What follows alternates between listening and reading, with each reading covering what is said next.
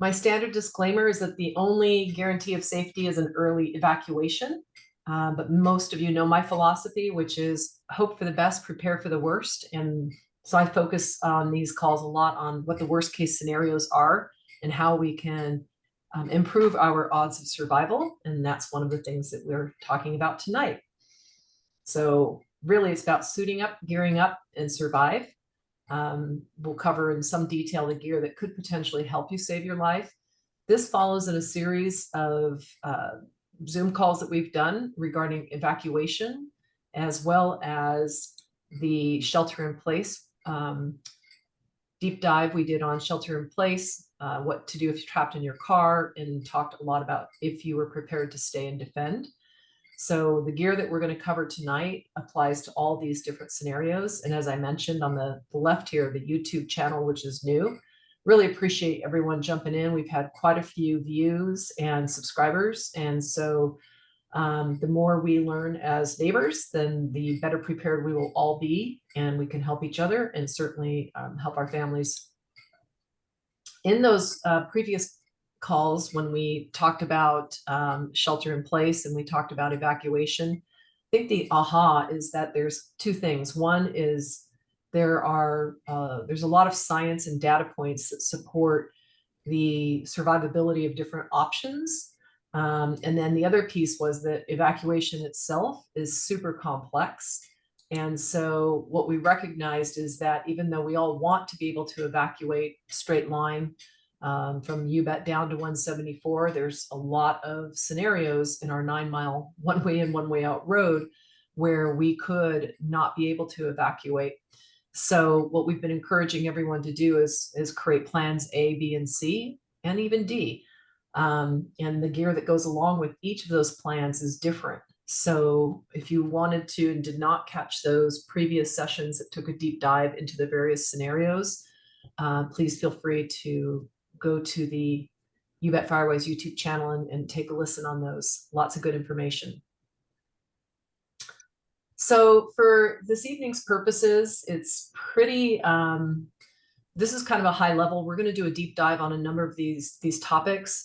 Over the last couple of years, I've gotten asked a lot of questions on specifics in terms of things like footwear, or what do you do for, oxygen and breathing and things like that. And so I got to say thanks to everyone who said, let's figure this out together, because it's forced me to come, to you guys tonight with some charts that are going to be positioned as good, better, best. And also I will be sharing resources on places where you can actually buy a lot of these items. And the document that I said I dropped in the chat, for those of you who joined us, there's 3 documents in the chat. One of them is a document that shares kind of an overview of these good, better, best items. Not everything is included in there. Some of it's pretty basic, but the things that were more complex, I dropped into the document. So it'll have some additional information from what I'm going to be sharing here tonight, but it's a good reference for you guys. So let's jump right on in. First, let's talk about how you can be fashionably firewise. So what to wear when it's go time. And when I say go time, take a look at where this visual is. You guys have heard me say before, those of you who are in my quarterly meetings, at this time of year, you really need to be having your basic clothing stacked by your bedside in case of an evening or middle of the night fire. So you don't want to be scrounging for the things we're going to cover here. So the must-haves for your body. Definitely it's fire resistant clothing. It's your boots, your safety goggles, leather gloves, and helmet or hard hat. So we'll cover some of these in a little bit of detail. The reason I shaped it up as good, better, best is that, if you are just kind of hanging out doing burn piles, or you're planning on evacuating early, you don't need to spend the extra money on what it's going to take to get like the higher end sort of, best or firefighter type of gear. If, however, you are, potentially feeling like you're trapped, sheltering in place, you're going to be evacuating and may not be able to get out, you may want to, step up a little bit. So those are going to be like your guys' decisions and personal sort of choice in terms of what your your location is, how you're feeling about things. But you're going to see this throughout every category that we go through this evening. It's going to be good, better, best. And it's for that reason. One of the things that I found interesting is, we've always said that your clothing needs to be natural fibers. So you want to avoid anything with synthetic. And that's because in the heat, it will melt and burn your skin. Even even undergear, if you have bras and things of that nature, those are absolutely critical that they're still cotton or wool. So that's really important. But the other thing I found interesting here was one of the recommendations that came forward was like Carhartt, because they're work brands. And Hills Flat here in town has an amazing Carhartt, shop within a shop. So that was kind of cool to realize. And then all the way to the best, which is, you see firefighters, particularly wildland firefighters. Those folks are wearing Nomex, and or the other material that you'll see a lot is the I don't know how to pronounce it, but TechaSafe. We're outfitting our crew with Nomex gear, which is basically the same that CAL FIRE uses. So that's something you can get either, on Facebook Marketplace, a lot of times secondhand, or various, online locations as well. Hello. Hey, Jack, I'm going to go ahead and mute you.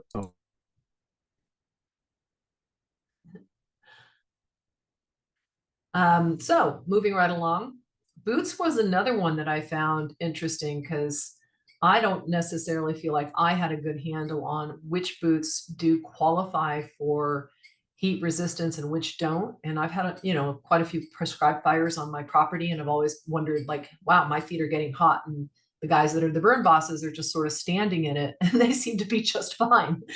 So when we look at the considerations, in essence, all the stuff on the left are the things that you want to have, and the stuff on the right, some of it's pretty silly, like Crocs, you don't want. But the long and short of this is, again, it's natural materials with a focus on full grain leather, and even the laces and things of that nature should really be natural materials. The other thing that is critical is you want over the ankle height, because you're going to have a gap there between pants. And if you had low shoes on, serious risk if you're running through fire. And the other piece that for me was kind of an aha, when they talk about some of the perhaps less sturdy shoes, is that the heat will actually separate them. So you might think you would be okay running through, I'm just going to do a quick run, and all of a sudden, your shoes fall apart, and you'd be in a world of hurt. So those are the things to look out for. And the good, better, best. Actually, the document that I dropped into chat, these are live links. So if you wanted to check them out and, see if they're available and do more independent research, you have access to that. But it goes all the way from basic protection, again, up to the wildland certified boots. And for those of you who don't know, NFPA is the National Fire Protection Association that also certifies communities like ours to be fire-wise. Jack, can you hear me now?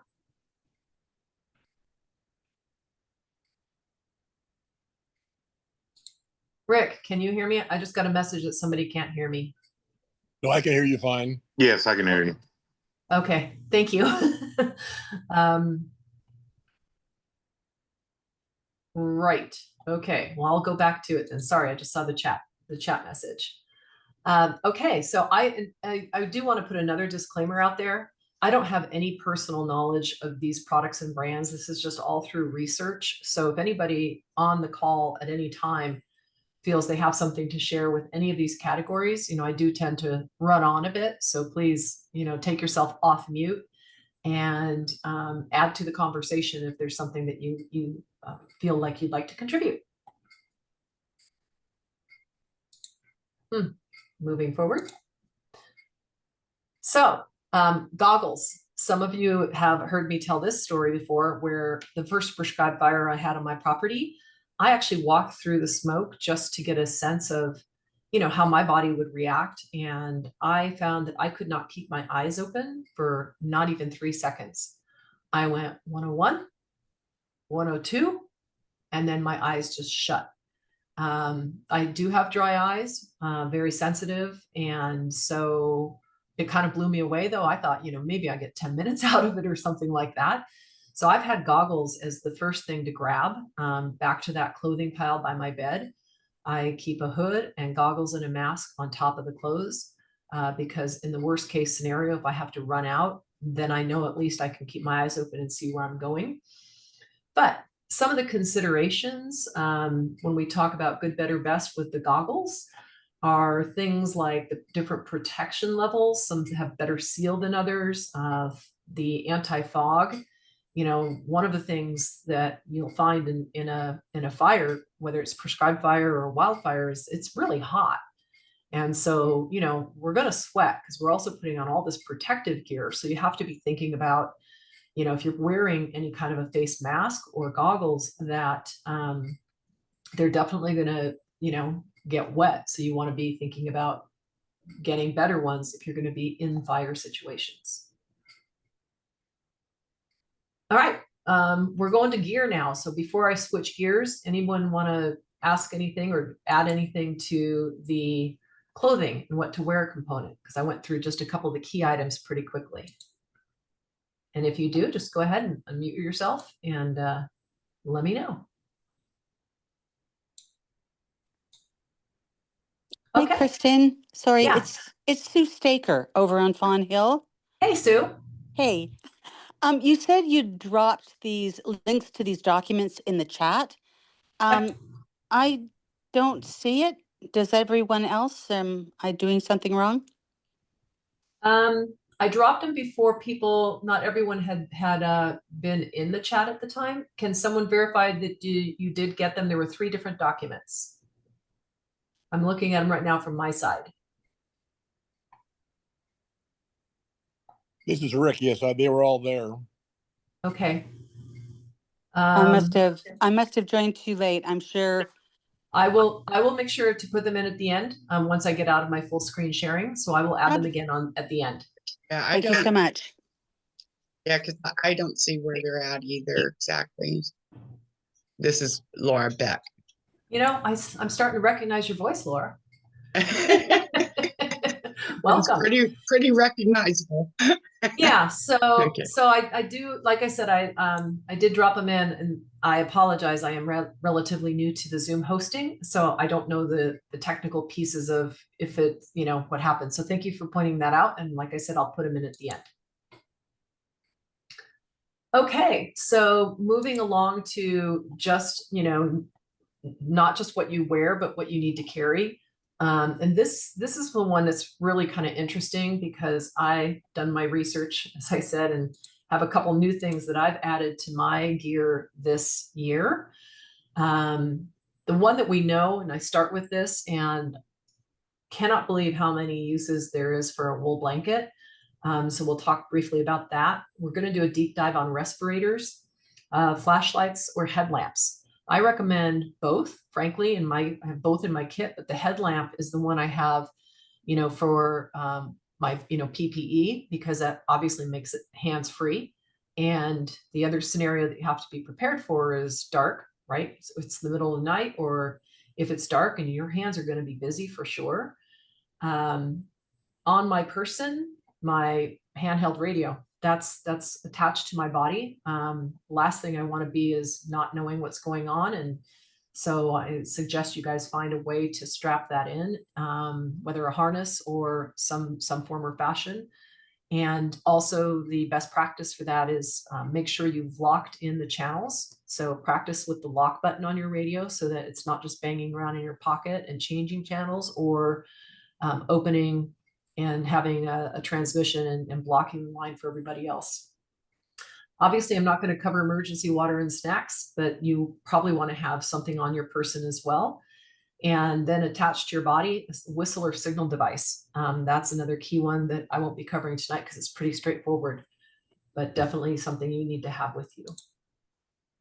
So I mentioned the utility knife of your evacuation bag is the wool blanket.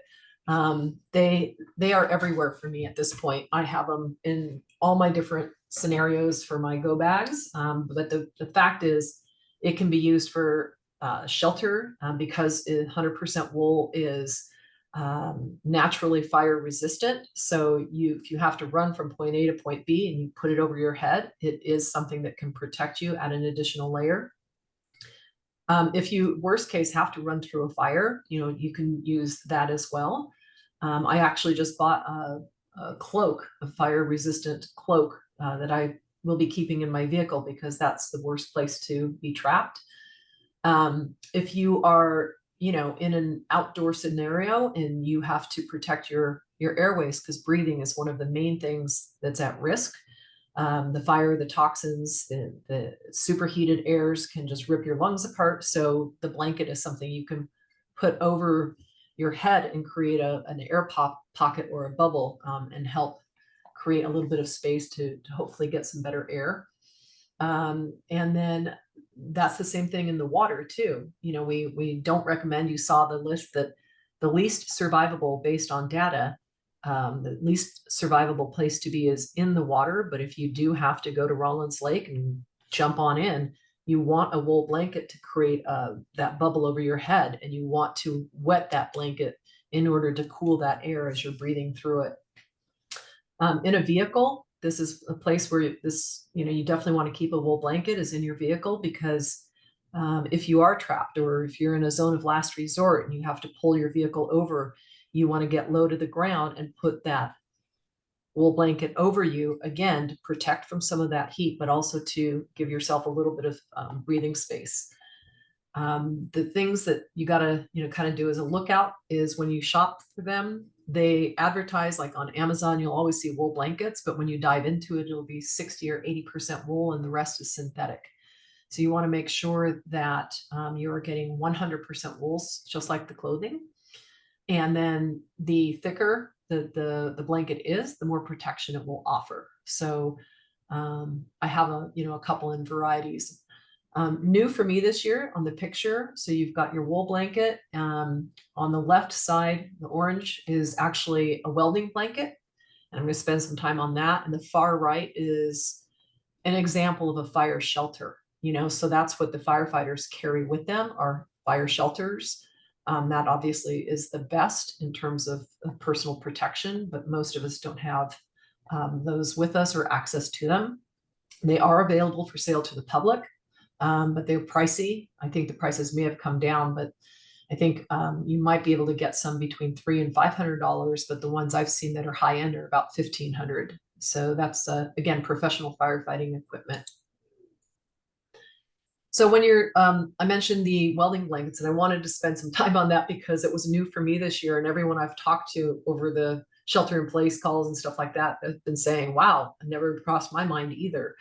So it's kind of opened up for me a whole new realm of, sort of duplicate or redundant fire protection.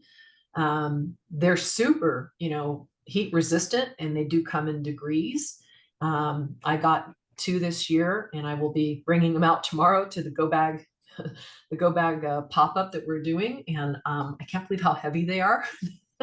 Kind of shocked me, but there's 2 uses for them. So obviously, anything that we just talked about, whether you're in the vehicle, whether you're running, whether you have a place that you're doing kind of taking a stand and trying to survive the fire. And then if you're sheltering in place, they can also be used to hammer up onto your house in front of like your sliders, your windows, because it'll help block that radiant heat. But the thing that I've found when I was doing my research to buy them is that there's definitely some materials that you want and some that you don't want. So this little cheat sheet here kind of gives you that overview. I've got 2 more slides on this, so we'll go there. But I don't know why, I just thought bigger was better. So mine are 8 by 10. I was thinking windows. So they come in different sizes. That's all I can say about that. These are the materials. They say best to better, and they still say that wool is, the best natural option. But silica, which is one of the main ingredients to the welding blankets, has a very high tolerance to heat. So, you can take a look at some of those. In your handout that you don't have, Sue, I did include the links to do research here. So some of the links will be available to you. But yeah, so I'm definitely keeping it in the vehicle, because if I get trapped in my vehicle, I'm going to have my wool blanket, and then I'm actually going to have the welding blanket in addition to that. So in my mind, that gives me, a double sort of protection layer. When you talk to any of your first responders, CAL FIRE or local agencies, they will tell you that if you have to stay in your vehicle, it's incredibly hot and terrifying. So I don't know about you guys, but whenever I'm wrapped up in a blanket, welding or otherwise, I somehow feel better. So that's my thought on it. Okay, this is the one where I don't have any personal expertise on this except for the basic masks, but I do have, the charts and the graphs, and I have not yet made my purchases, but I will be. Like I said, thanks to you guys for participating in this. It's forced me to do my due diligence. I do know there's 5 types of respirators and or masks, if you will. The basic one, the N95 mask, we probably all still have them sitting around from COVID. I do have them in every single one of my go bags, and available, to hand out to anybody who doesn't have one that I might run across. So that's, just a super lightweight mask. The next iteration that again is better is the half face mask respirator, and I'll go back up to the picture again. So in the middle here, you've got the dark blue, that's a half face mask, and then the far right bottom, that's considered a full mask. So as you start to kind of come down, the respirator types, it goes half mask, then full face, and then you've got a whole bunch of like super high-end things that are very complicated and very expensive. And I would imagine somebody might be interested in that. But from my perspective, the half face and the full face are the 2 that I'll be considering. So again, I did some research around, what constitutes good, better, best with these various masks, and where are they available. So this is a quick snapshot of what that looks like. And then the other factor that really I was questioning, because, if I'm stranded or sheltering in place because I can't get out, and if I need oxygen, or if I need, to be able to have some sort of protection, how long do these things last, right? So it's not just what is it, how does it fit, but also, if I'm in the smoke, what's the expectation for that? So that's why I had this one put together, because I thought that was a critical factor, especially when, you hear from people, or the research, if you're staying and defending or sheltering in place, you could be outside, in and out of the house, but for 10-12 hours at a stretch.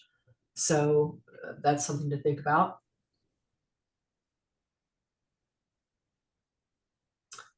And then the recommendation again is that the longer you're going to be exposed, and the heavier the conditions, smoke and fire, the more you should be moving up from good to better in terms of your consideration for a mask or a respirator.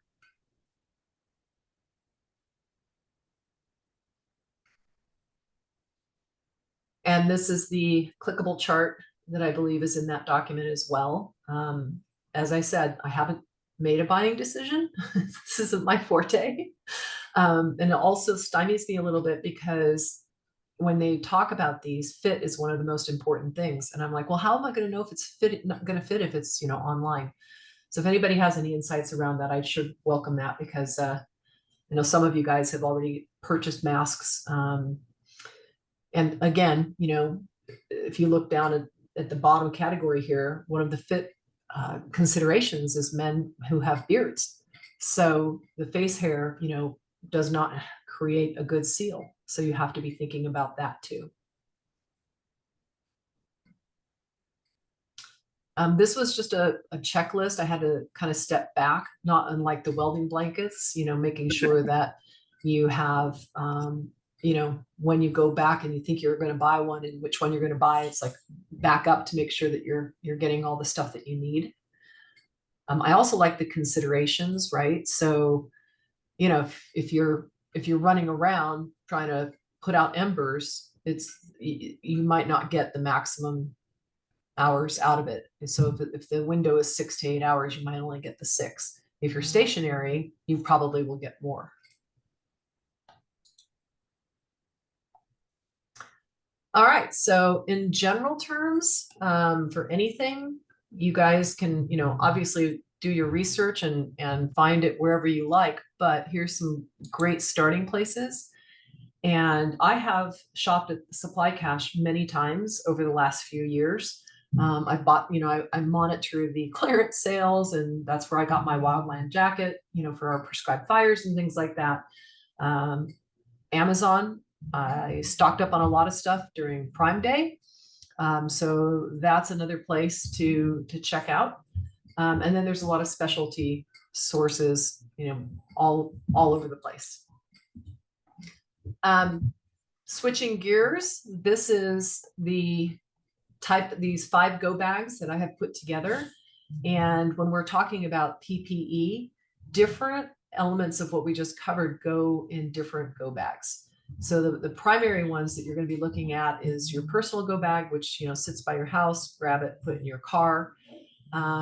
As you know, I've been recommending a dedicated vehicle go bag, which is what's used if you're trapped in your vehicle or trying to evacuate and can't get out, and you're going to have to pull over to a zone of last resort. And obviously, in some of the previous sessions, we've talked in depth about shelter in place and stay and defend, and you're going to have separate items for each of those. All of these items are what little bit of description on these, but I think this is pretty detailed. All of these go bags are what we're going to be showcasing tomorrow night at the top of UBET during the social. Anthea and I are doing a booth and setting up tables and displaying all of the categories here with all of the elements that we have in each of them. What the recommendation is at a very minimum is in your evac go bag, your sort of standard one, is you definitely want the various masks, fire blanket, leather gloves, goggles, long sleeves. And that's kind of what I was referring to, that some of that I keep, bedside. Because if the fire's right on top of us, you don't have time to pull that together. It has to already be together.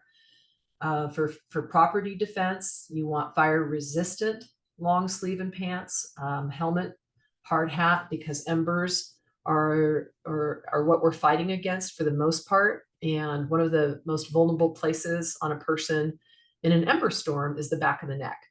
So you start thinking, if you're going to be actually in a fire, you also want to have a helmet plus a shroud or a Nomex balaclava or something like that to put over it. And then this is also where gloves and boots become even more critical, and especially, if you're looking to stay out there for a long time, and the heat is going to be pretty intense. From a last resort shelter, which is, again, that's typically going to be stranded in your car. In the worst case, people have had to run on foot. That's where, the recommendation is to make sure you do have what I just mentioned was the Nomex hood and gloves, which I'll have out at the pop-up tomorrow for the Go Bag show, the blankets, and then the respirators. So all of this stuff we'll be sharing in person tomorrow. You can touch it, feel it, look at it, everything except I don't have a respirator, but everything else we'll have on hand.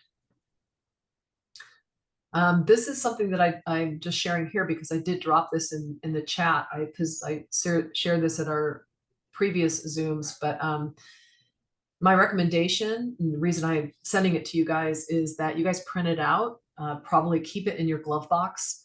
It's just a quick cheat sheet as a reminder of what to do. If you're evacuating and you're trapped and you have to pull over, we're all in a bit of panic. So, it's just a reminder of the actions that you should be taking in order to keep yourself as safe as possible. So I just want to make sure everybody had that. And this is what you're going to see tomorrow. So each of the 5 go bags on the infographic will be on display. So there's the vehicle kit, the shelter in place kit, stay and defend kit, your personal basic bug out bag, and then of course the one dear to our hearts, the pet bag, little backpack. And there's going to be things in there. I'm give you guys a challenge.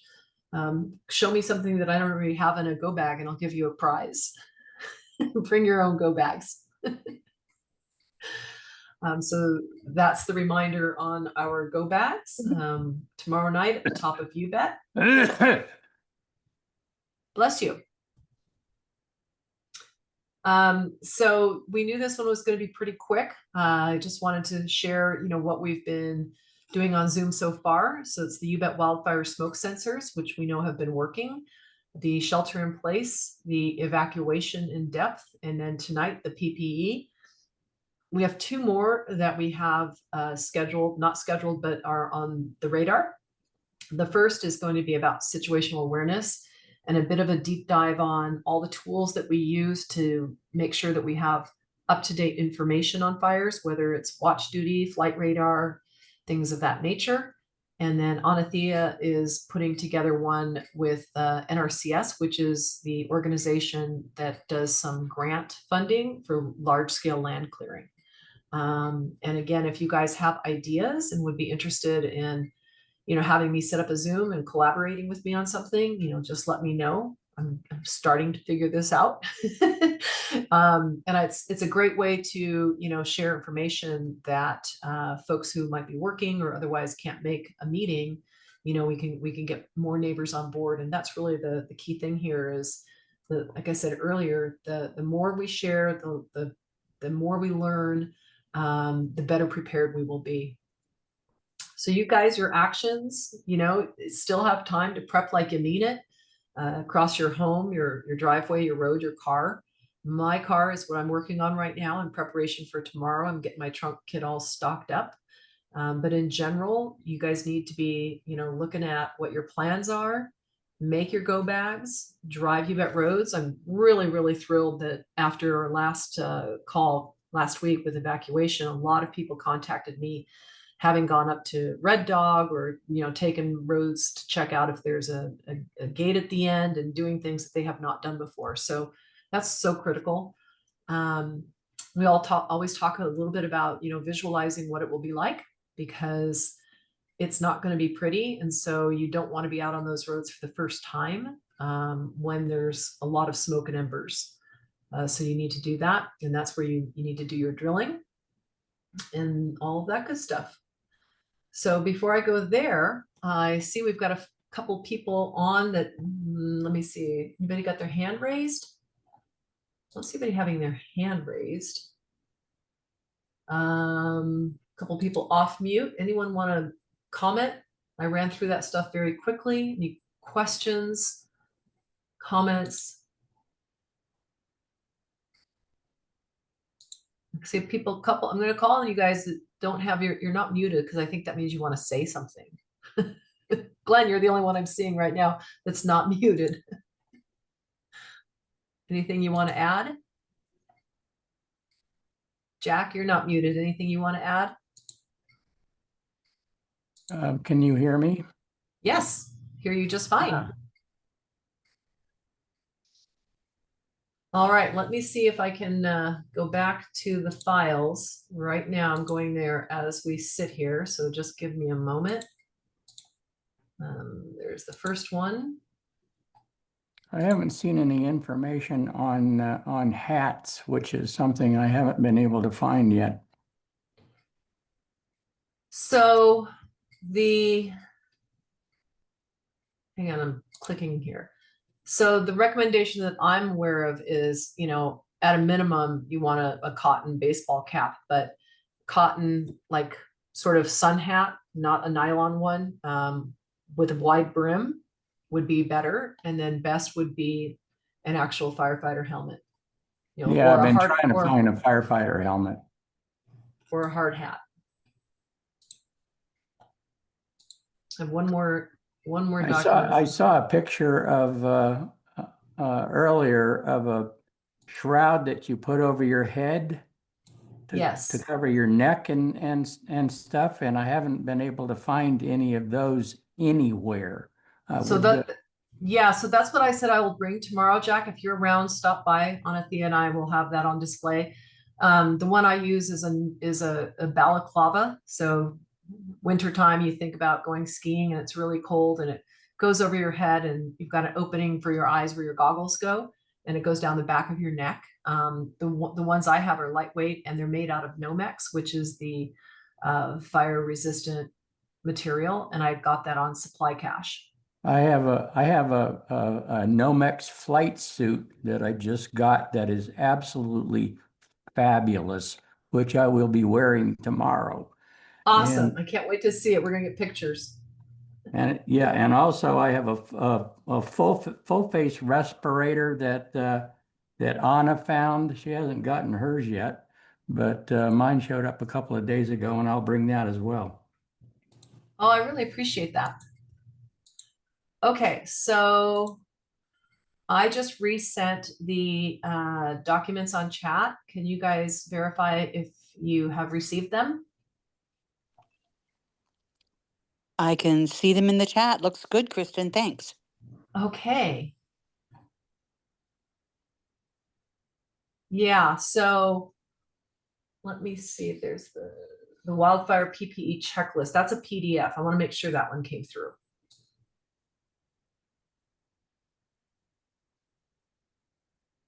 You guys verify that you got the Wildfire PPE checklist?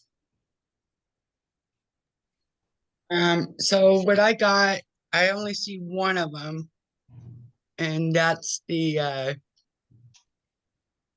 oh, there it is. I'm sorry. I have 3 of them. Perfect. So what to do when trapped in your vehicle, that's, like I said, a cheat sheet. Keep it in your car. The personal go bag infographic or the 5 go bags, I would just use that as like a mental, okay, do I have all 5 of them? And you don't have to have 5. I mean, I mentioned this last time. The reason I did this was because I started getting confused because there is overlap, but they each have a distinctly different purpose. And so when I think about my PPE and my gear, my question to myself was, okay, I'm getting in a car. Do I want to go to my regular go bag and grab items 1, 2, and 3? And then am I going to remember, and then what if I'm in a different car? And so from my standpoint, I just said, I'd rather have standalone go bags for each purpose. It's, I think that makes it cleaner. Maybe it's just me. I was getting confused, but it's obviously not mandatory. Everyone can do it their own way. This is just a guideline from me to you. And then, yeah, that's it. Anybody have any further questions or comments or anything that you want to add? It's chat time. All right. Well, hope to see you guys tomorrow. And again, we're going to be set up and ready to go between 5 and 7. And it's going to be fun. It's also regular social, Friday night, you bet social. And Gary has given us permission for vehicles to park on his property rather than in the turnout so that we can use that space for social gather and for our go bag pop-up. All right. I feel like I should do my radio thing. This concludes our weekly Zoom call. There's nothing further. We're all free to go. Let's go have some dinner. Really appreciate it. Thank you, Kristen. Thanks, Yes. guys. Have a great night. Thanks, You Kristen. Bye. Thank you. Thank you guys for coming. Bye. Bye.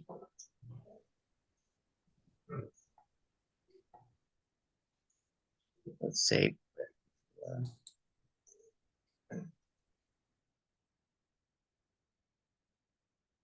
Yeah, and I'm going to go ahead and close out. If you don't get the documents, you can always just ping me and I'll get them over to you. Everybody ready? Closing on 3. 3, 2, 1. Good night.